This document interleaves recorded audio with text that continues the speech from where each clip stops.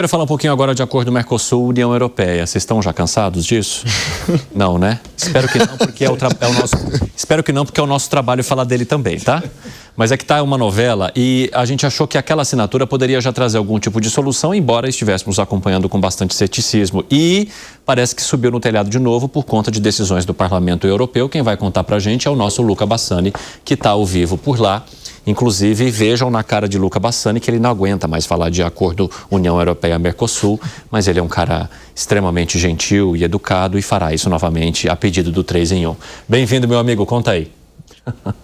Claro, Evandro, sempre um prazer falar com você e com a nossa audiência, mas de fato é um assunto que tudo indica não será finalizado por agora.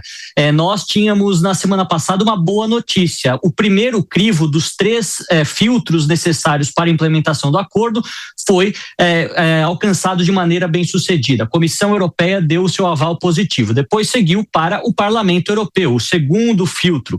Mas os eurodeputados decidiram enviar esta proposta, este acordo, para a Justiça Europeia, para as cortes da União Europeia, para avaliar se há algum princípio de inconstitucionalidade ou vai contra os estatutos e os acordos dos valores europeus.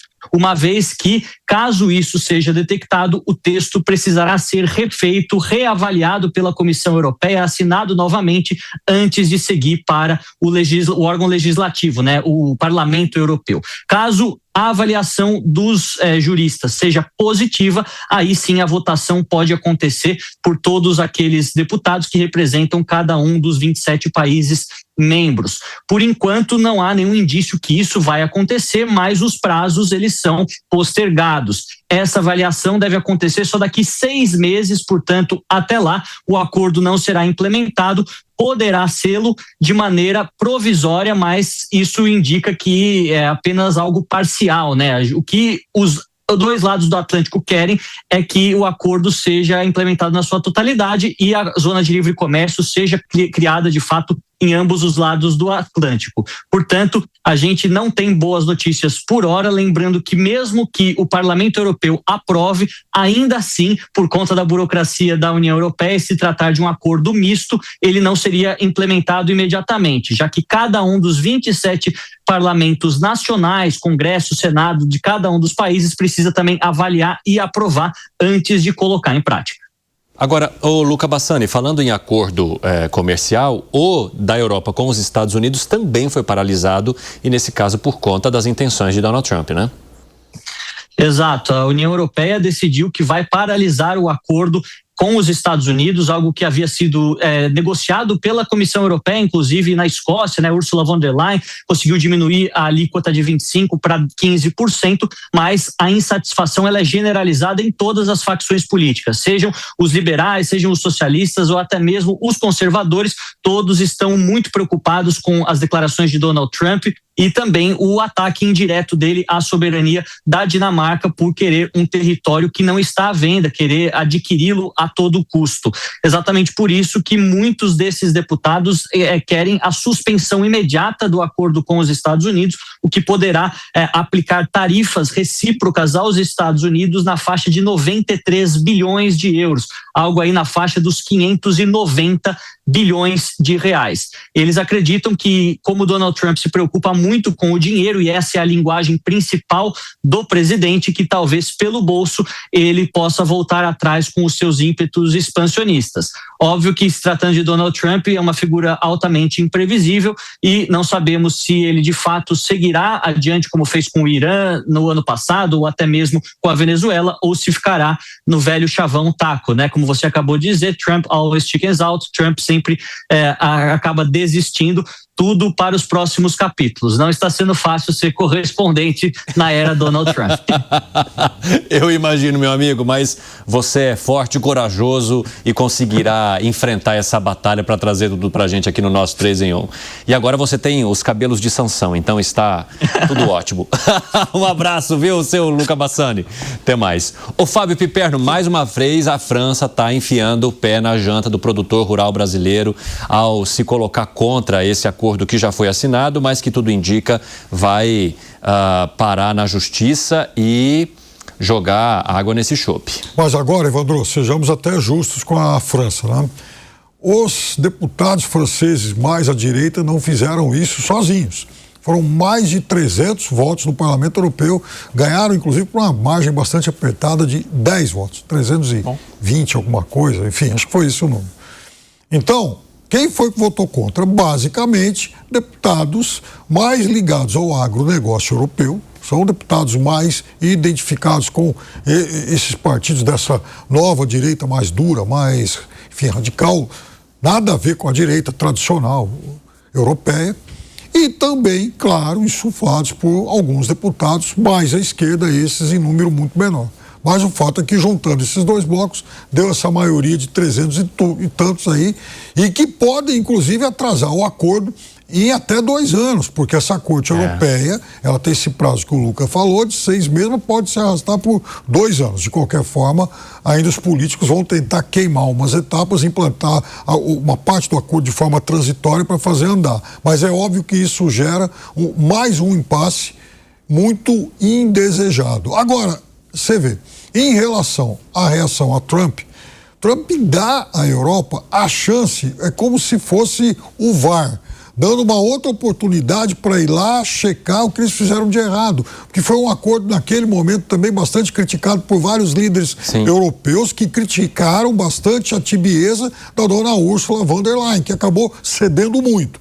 Então é possível que a Europa... Fez um acordo fofo, né? Para também, né, mexer nesse acordo para quando for entregar os anéis, não entregar os dedos juntos. Parte dos dedos, porque alguns já foram. Agora, 4h31, quem nos acompanha pela rádio, aquele rápido intervalo, daqui a pouco espero vocês. Nas outras plataformas, seguimos. Esse acordo União Europeia-Mercosul, Lucas, também mostra que é sempre cedo para comemorar, né? Sempre cedo para comemorar. A França, o Piperno foi um pouco benevolente aí com os franceses, eu vou ser um pouquinho mais duro. Porque eles estão com esse papo aí de que há uma grande preocupação com o meio ambiente. E sempre que vem França falando de meio ambiente, eu já penso que eles não estão sendo muito honestos nisso aí.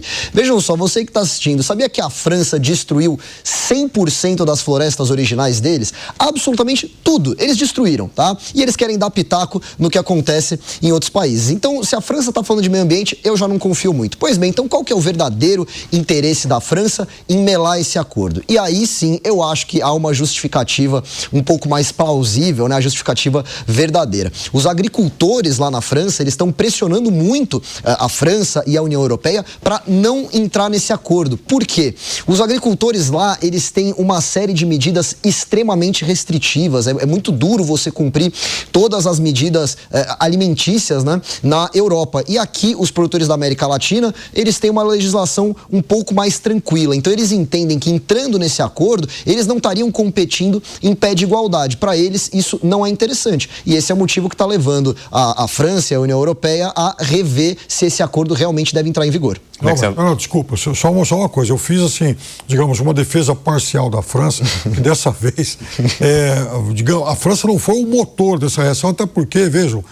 Você está passando pano para a França, Piperno? Não, eu estou dizendo que agora foi uma ação do Parlamento Europeu. É que o Piperno ama Paris, então ele tem um amor guardado. Mas foi a parte de opressão da França, né? O começo, a fagulha. Lá atrás, os agricultores da França, Polônia, enfim, uma parte da Itália, sim. Mas é que agora, numericamente, o Parlamento Europeu se manifestou a favor dessas medidas restritivas, adiar, de congelar. Então, foram deputados praticamente de todos os países. Ô Alan Gani, eu já conversei com alguns integrantes do agronegócio, principalmente aqueles de Mato Grosso, e eles apresentaram uma frustração grande em relação agora a decisão do Parlamento Europeu de levar isso à justiça, exatamente porque eles entendiam que seria finalmente a possibilidade de estabelecer esse comércio sem barreiras. Porém, e comemoraram bastante isso. A gente ouviu, inclusive, vários integrantes de várias regiões do país ao longo das programações dos nossos jornais aqui na Jovem Pan.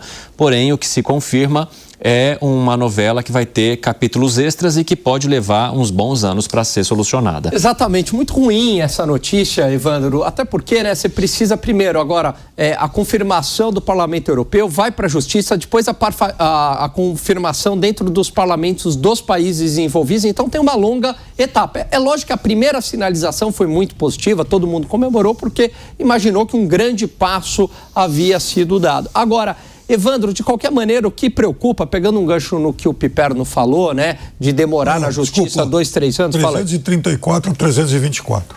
Pegando um gancho no que o Piperno falou, o grande problema é a gente perder essa janela de oportunidade. Por quê? Porque nunca foi tão favorável a circunstância para assinar este acordo. Veja, tem uma guerra tarifária em curso, justamente tarifas protecionistas contra a Europa, tem toda a concorrência da Ásia, então é um momento muito oportuno. Daqui a pouco, muda um governo lá nos Estados Unidos, o Trump não pode ser mais reeleito, ou entra um republicano com ideias mais liberais, ou entra lá um democrata e quer fazer diferente do Trump, a gente não sabe, e de repente talvez as circunstâncias mudem e a gente perca esta janela de oportunidade, Evandro. Agora, Lucas, falando um pouquinho sobre o acordo comercial entre Europa e Estados Unidos, você entende que o Parlamento Europeu toma a decisão correta ao suspendê-lo como maneira de retaliar as decisões que têm sido tomadas por Donald Trump? Não. E é exatamente esse tipo de birra que a União Europeia está fazendo que faz com que o Trump acuse a Dinamarca e a Europa de serem... agora, eu que esqueci a palavra que ele falou, que eles foram ingratos. Exatamente, que eles foram ingratos com os Estados Unidos. Veja, a União Europeia não está em condições de bater de frente com os Estados Unidos em acordos comerciais. O Gani trouxe aqui no começo do programa, muito bem lembrado, que eles dependem muito dos Estados Unidos do auxílio militar. E a contrapartida de muitos desses acordos comerciais que eles têm é justamente o apoio militar dos Estados Unidos. Então o que eles estão fazendo agora é um pouco de show-off, né? De querer demonstrar um pouco mais de força que eles têm, como quando eles enviaram, né, soldados para a Groenlândia, dizendo que eles iam enfrentar os Estados Unidos, sendo que eles sabiam que um conflito militar não ocorreria. Então eles estão querendo se mostrar demais e aí tá ficando algo que sinceramente tá ficando meio bobo para a Europa. Você concorda, Gani? Em partes, pelo seguinte, eu vejo que quando você também coloca tarifas protecionistas contra o outro país, é um remédio que se volta contra você. Por que eu digo isso? Veja, o Brasil era altamente protecionista na década de 80, por acaso desenvolveu a indústria nacional? Não. Era uma economia absolutamente fechada. Então eu vejo que o Trump está fazendo é um tiro no pé. Eu pergunto, qual foi o benefício concreto até agora, honestamente, que as tarifas protecionistas trouxeram para os Estados Unidos? Só promessa. Um monte de gente falando, vamos investir 1 trilhão nos Estados Unidos. Eu falo para você também, Evandro, ano que vem eu vou te dar 1 bilhão. É tudo promessa, é tudo bravado, não tem nada assinado, né? Então você ainda não teve nenhum resultado concreto. Ronald Reagan tem um discurso excepcional, que ele diz o seguinte, as tarifas protecionistas, quando implementadas, dão uma certa vantagem, uma aparente vantagem inicialmente. Parece que o seu país saiu em vantagem, né? Mas com o tempo a indústria se acomoda, deixa de inovar e, na verdade, isso se volta contra você. A indústria perde e o consumidor norte-americano perde. Então eu vejo que talvez a melhor saída para a Europa seria simplesmente, aí eu concordo contigo, não retaliar, mas não retaliar não por medo dos Estados Unidos, mas muito mais porque é um remédio que se volta contra si mesmo.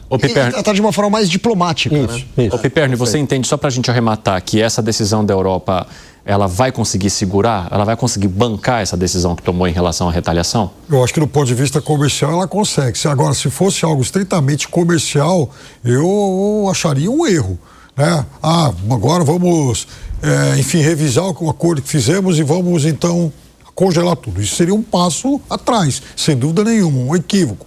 Só que não se trata mais apenas do fronte comercial. Há também questões agora até mesmo de soberania de um território europeu que é contestado de forma pública e notória. Então, também não dá para a Europa cruzar os braços e falar, tá bom, então vamos tentar resolver só na mesa de negociação. Não, não é assim, é uma resposta. Agora, do ponto de vista político, há 2 fatos novos.